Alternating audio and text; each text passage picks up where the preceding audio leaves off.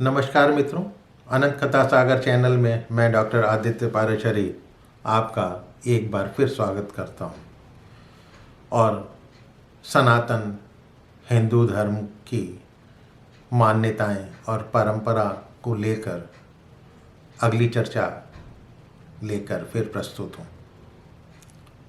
आज की चर्चा में है कि देवताओं के सोने की मान्यता क्यों है। देवशयन या हरिशयन ये क्या है, ये क्यों कहा जाता है।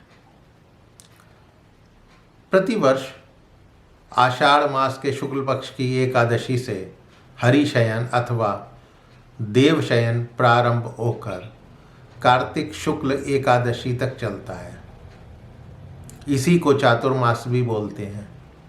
सोए हुए देवों को जगाने से वे कुपित हो सकते हैं, इसीलिए इन 4 महीनों में विवाह, गृह प्रवेश, देवी देवता की प्राण प्रतिष्ठा, यज्ञ आदि संस्कार एवं अन्य शुभ कार्य बंद रहते हैं। देव उठानी एकादशी को जब देवता 4 महीने के शयन के बाद जागते हैं, तब सभी शुभ कार्य फिर से आरंभ हो जाते हैं। अब पद्म पुराण और श्रीमद् भागवत पुराण आदि धर्मशास्त्रों में हरिशयन को योग निद्रा भी कहा गया है।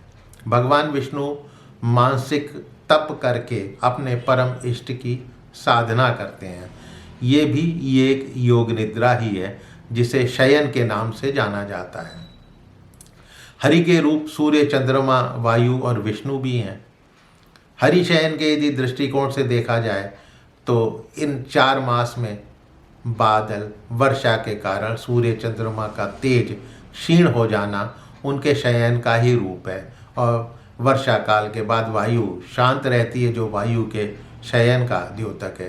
तो चातुर्मास में पित्त स्वरूप अग्नि की गति शांत हो जाने के कारण शरीरगत शक्ति सो जाती है, ऐसा भी कहा जाता है।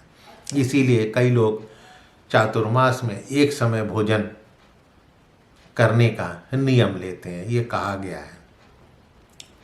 विष्णु पुराण, पद्म पुराण और श्रीमद् भागवत पुराण के मतानुसार ही भगवान विष्णु ने वामन रूप में दैत्यराज बलि के यज्ञ में दान स्वरूप 3 पग धरती देने का वचन लिया।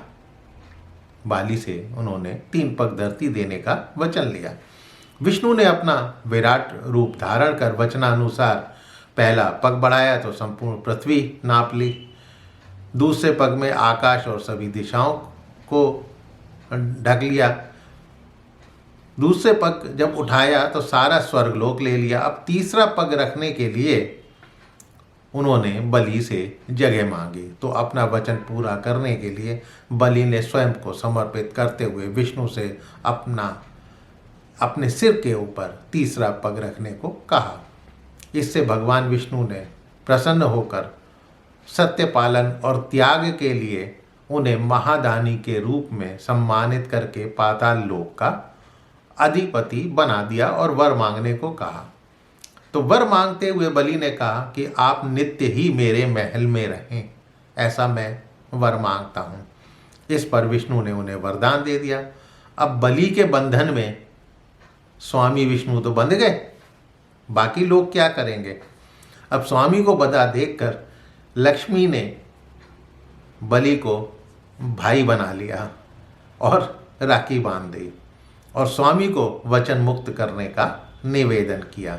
कहा जाता है कि तभी से विष्णु द्वारा दिए गए वर का पालन करने हेतु तीनों देवता क्रम से 4-4 माह सुतल में यानी पाताल में निवास करते हैं। इस प्रकार भगवान विष्णु देवशयनी एकादशी से देवउठानी एकादशी तक, शंकर महाशिवरात्रि तक और ब्रह्मा जी शिवरात्रि से देवशयनी एकादशी तक सुतल में निवास करते हैं।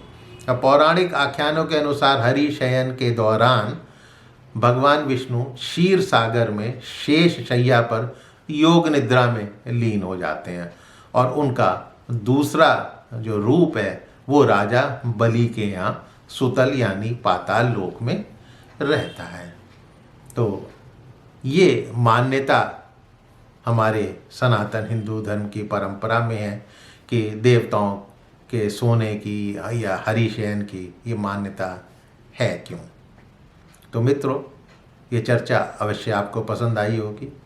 पसंद आई हो तो मेरा चैनल सब्सक्राइब करना मत भूलिएगा और अपने इष्ट मित्रों से इसको शेयर अवश्य कीजिएगा।